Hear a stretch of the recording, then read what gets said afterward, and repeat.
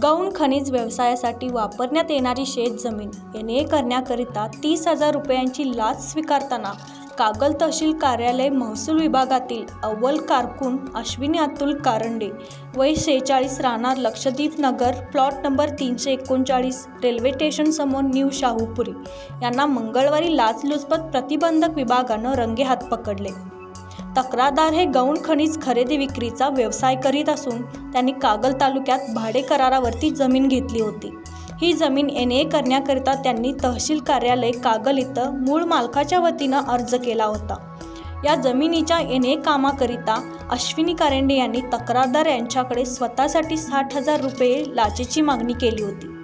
त्यापैकी 30,000 रुपये लाच रकमेचा पहिला हप्ता स्वीकारताना त्यांना रंगेहात पकडण्यात आलं। पोलीस उपअधीक्षक सरदार नाळे यांच्या मार्गदर्शनाखाली पोलीस निरीक्षक आसमा मुल्ला, प्रकाश भंडारे, अजय चव्हाण, सुधीर पाटील यांनी ही कारवाई केली। अश्विनी कारंडे यांना ताब्यात घेऊन कागल पोलीस ठाण्यात गुन्हा दाखल करण्यात आला आहे। माझा महाराष्ट्र, कोल्हापूर।